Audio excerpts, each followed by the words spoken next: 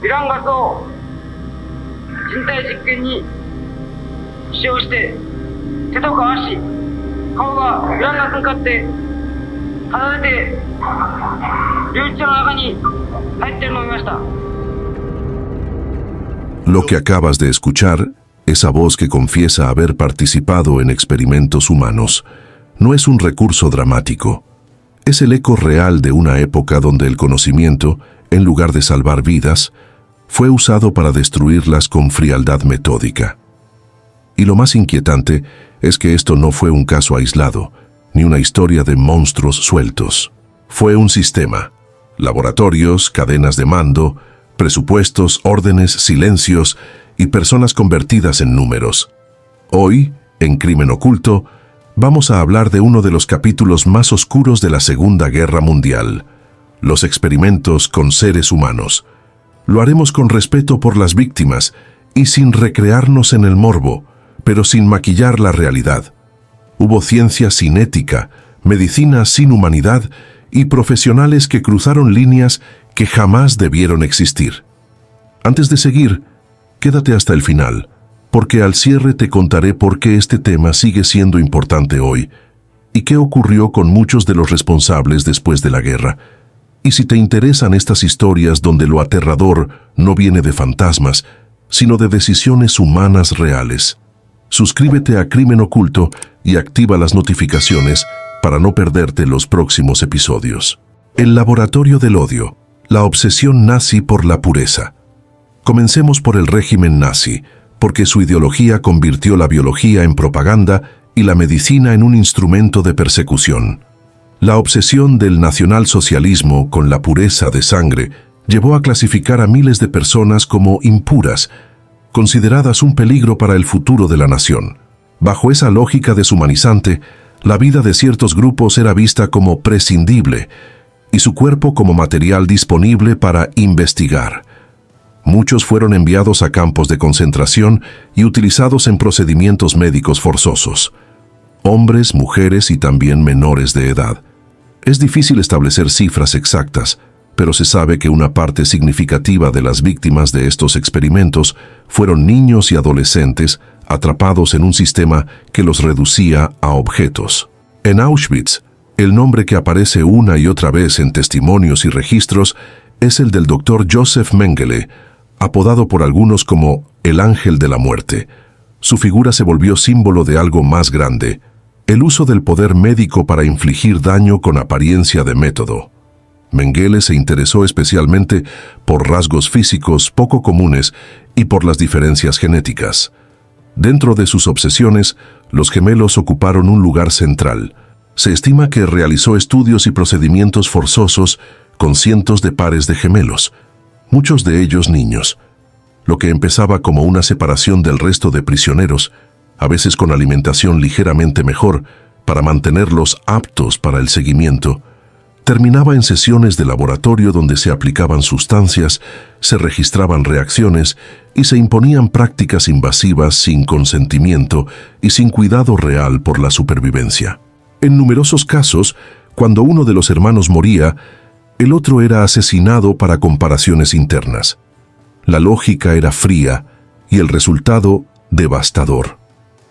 Sobre esto existen relatos de sobrevivientes como Eva Moses-Kor, quien dedicó parte de su vida a contar lo ocurrido para evitar que la memoria se diluya, porque el horror, cuando se olvida, se repite con otros nombres y otras excusas.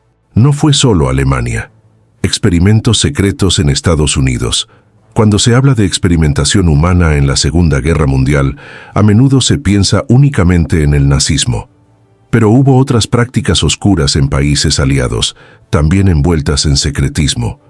En Estados Unidos, por ejemplo, existieron programas militares que involucraron pruebas con agentes químicos en personal militar, en especial dentro de grupos racializados. Esto no significa equiparar contextos ni justificar nada. La escala y la estructura ideológica del genocidio nazi fueron únicas. Pero sí significa reconocer una verdad incómoda. Incluso en democracias que luchaban contra Hitler, hubo decisiones que violaron derechos básicos.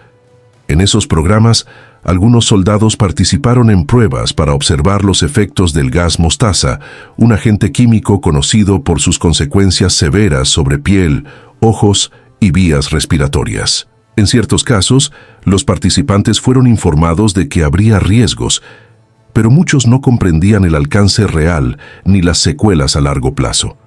La información se clasificó y durante décadas numerosos veteranos no recibieron atención adecuada ni reconocimiento por los daños sufridos, en parte por cláusulas de confidencialidad y por el silencio institucional. Se calcula que estas pruebas involucraron a decenas de miles de personas a lo largo del tiempo y que continuaron con distintas formas y niveles de supervisión hasta bien entrada la segunda mitad del siglo. El punto central aquí es el mismo. Cuando el objetivo militar se impone sobre la dignidad humana, la ciencia deja de ser ciencia y se convierte en herramienta de abuso. La unidad 731. El infierno en nombre del emperador. Ahora llegamos a uno de los casos más extremos y menos conocidos durante décadas. La unidad 731 del Imperio japonés. Mientras el mundo miraba a otros frentes, Japón desarrolló un programa de investigación militar que incluyó experimentos humanos y pruebas de armas biológicas, principalmente en territorios ocupados. La unidad operó desde la Segunda Guerra Sino-Japonesa hasta el final de la Segunda Guerra Mundial, entre los años 1937 y 1945. Se instalaron laboratorios, se asignaron recursos enormes y se reclutó a médicos y científicos profesionales. Muchos de los prisioneros utilizados eran chinos, además de otras nacionalidades presentes en las zonas ocupadas. Las prácticas incluyeron procedimientos médicos forzosos para estudiar enfermedades, resistencia del cuerpo, efectos de infecciones y respuestas fisiológicas bajo condiciones extremas. En algunos testimonios y documentos se describen actos de una crueldad difícil de comprender. Es importante decirlo con claridad. Fueron crímenes contra la humanidad. También se realizaron pruebas de armamento, exposición a sustancias y métodos de observación médica que ignoraban por completo el dolor y la supervivencia de los prisioneros. Muchas víctimas murieron y las que sobrevivían solían quedar con secuelas irreparables antes de ser eliminadas para borrar evidencia o completar registros internos. Cuando la guerra se acercaba a su fin, hubo intentos deliberados de destruir documentación y eliminar testigos. Y aquí aparece uno de los aspectos más polémicos. Tras la ocupación estadounidense, parte de la información sobre la unidad 731 fue negociada a cambio de inmunidad o reducción de consecuencias para ciertos responsables, según diversos relatos históricos. En contraste, algunos juicios impulsados por los soviéticos, como los de Khabarovsk en el año 1949, sí llevaron a condenas de varios implicados. El resultado fue un cierre incompleto. Para muchas víctimas y familias no hubo justicia proporcional al daño, y ese vacío en sí mismo es una segunda herida. Lo que queda después, memoria, ciencia y responsabilidad. Al mirar estos casos juntos, Alemania, Estados Unidos y Japón, aparece una conclusión que incomoda. La ciencia no es automáticamente moral. La ciencia depende de las manos que la usan y de los límites que una sociedad acepta o rompe. La Segunda Guerra Mundial mostró hasta dónde puede llegar un sistema cuando considera que ciertos cuerpos no importan. Y quizá lo más importante es esto. Gran parte de la ética médica moderna, los códigos de investigación y las reglas del consentimiento informado se fortalecieron precisamente porque el mundo tuvo que enfrentar estas atrocidades. No es un consuelo, pero es una advertencia. El conocimiento sin ética no es progreso, es peligro. Llegamos al final del video y queremos preguntarte, ¿cuál de estos casos te parece el ejemplo más escalofriante de cómo la guerra puede corromper la ciencia?